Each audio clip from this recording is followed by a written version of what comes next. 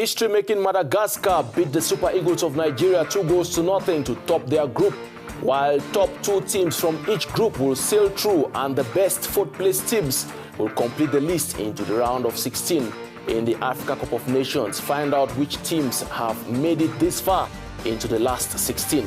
Host nation Brazil will take on rivals Argentina in the first semi-finals of this year's Copa America as Lionel Messi gets close to a first national trophy with Argentina.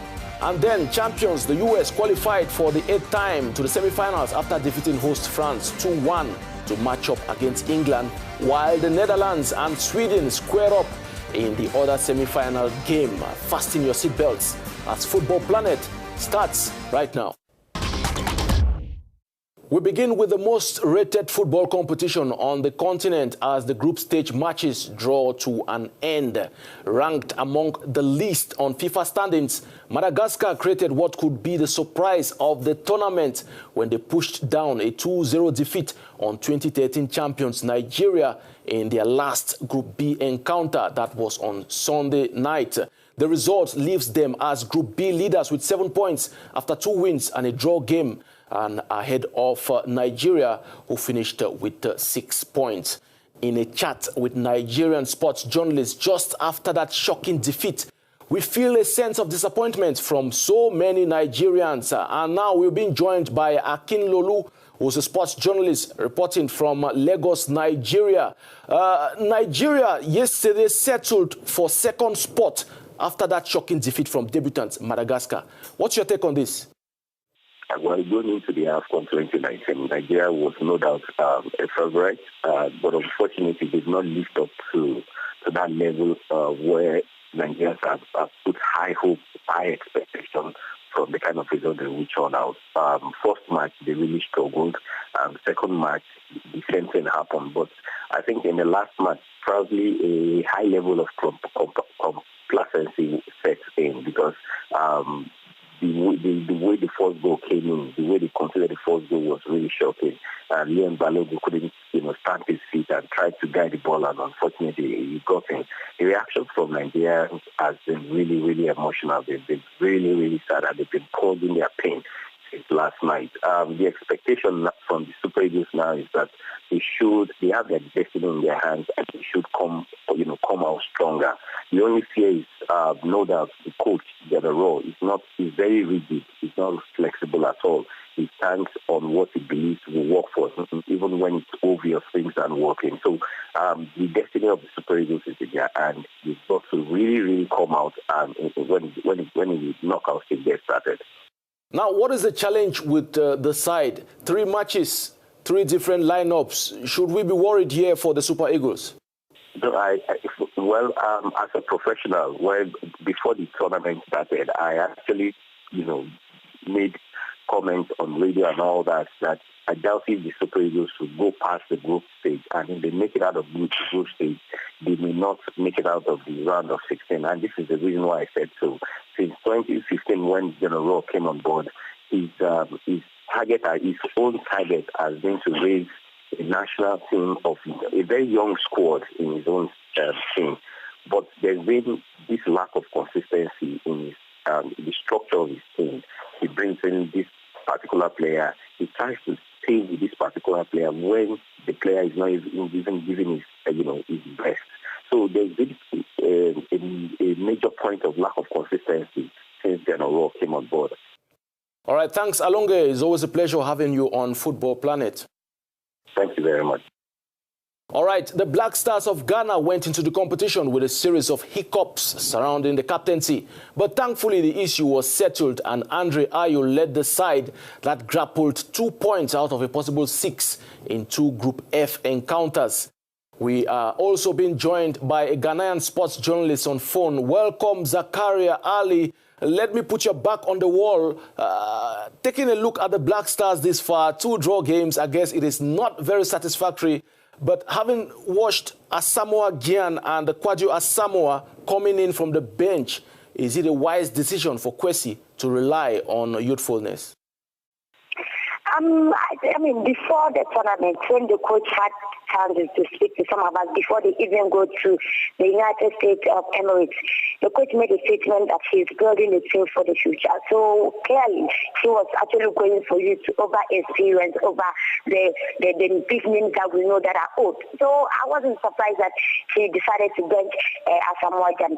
Benching Asamoah Gyan is no news to many of us because Asamoah is nearing his trying age. I mean, Asamoah that we knew from the 2010, from even the 2014, is not Asamoah that we are currently seeing. Ghanaians in general are not happy with the performance of the Black Stars because our first game against Guinea, that was a game that many of us thought should be an easy game for us to claim the 3 points. The one we played against Cameroon, manage their draw, and they come out against Guinea-Bissau, win, and then you are through to the round of 16. But we couldn't concentrate in the early minutes of the game, so we conceded early, and then we were forced to make a substitution because Thomas Ejapon got an injury, so the coach was pushed to make a change in the early minutes of the game. And then we came into the second minute to equalize, and then we took the lead, and then our own man decided to make that silly mistake that got us a red card. So the thing was just turned upside down. So the coach was forced to make some substitution that many actually believe didn't go in favor of the team. That actually gave us a draw. But against Cameroon, the game was more better. The team that we were hoping to see, we saw it. So more, they have improved actually from the game against Benin. But we couldn't take our chance. From the 85th minute going to the 90th minute of the game, we had many chances that some of us thought we had it. Thomas Partey had a chance that we thought was easy for him to score. He couldn't score. Then newcomer also had a chance, but the guy didn't score. You had the likes of Jordan Ayew, who was actually waiting for the ball. He should have passed the ball to Jordan, but the guy decided otherwise. He didn't pass the ball. He missed chance. Well, thanks, Ali. Unfortunately, I could feel your frustration there. It's always a pleasure having you on Football Planet. Thank you for having me. All right, now over in Egypt, our correspondent had time to get the views of some African journalists covering the competition. Here's what they had to say. First of all, I would like to say that Egypt is always a great host of African football, and for the AFCON to be here, it's really pleasing. And also, I cannot count up to 10 countries in Africa that could have hosted a 24-team AFCON. And also for it to be in June and not January. You can see, I've talked to so many of the European stars, especially who play in Europe, who think that, now they can concentrate, on the AFCON. I've spoken to Kalidou Koulibaly, who plays for Senegal, Yannick Bolasie. All of them say that now they have time to prepare with the national team and to be relaxed, no pressure to go back to the club or to think about their future or anything or injuries. Now they can concentrate. But for sure, it's very hot here in Egypt because of the sun. It's the summer here. It's about 38 degrees, and you can see somehow that the players are struggling. But CAF has allowed the players to take water breaks in the 30 minutes and the 75th minute, but also to play at night.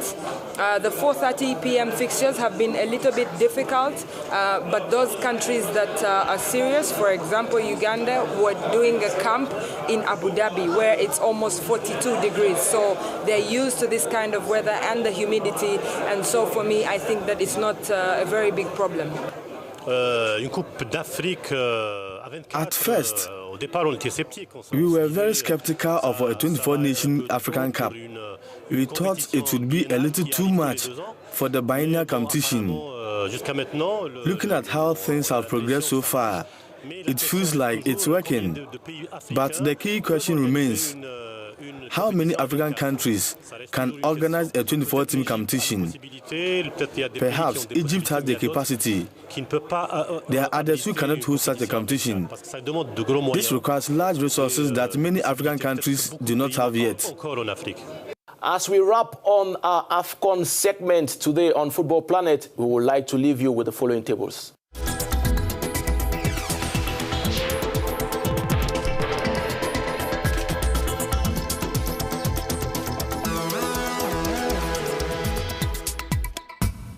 Host nation Brazil scored 8 goals in the competition this far to set up a semi-final clash with Argentina that will be on Wednesday in the Copa America semi-finals 2019.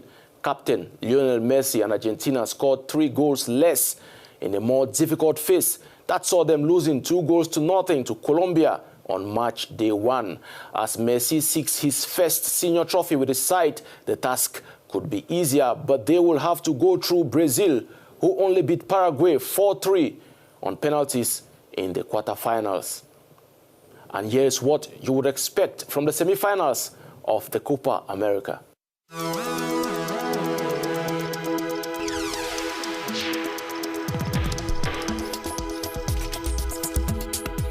Defending champions, the U.S. broke the hearts of thousands of French supporters at the Parc des Princes when the hosts crashed out of the Women's World Cup in Paris that was over the weekend on Saturday in the quarterfinal match. Megan Rapinoe scored a brace to send the U.S. into their 8th semi-finals in the history of the competition, while France got a late consolation through Wendy Renard. Another hype of the day was orchestrated by Sweden, who came from behind to beat Germany 2-1 to match up a semi-final with the Netherlands. Here's a complete result of the quarter-final games as well as the upcoming semi-final pairings in the FIFA Women's World Cup competition.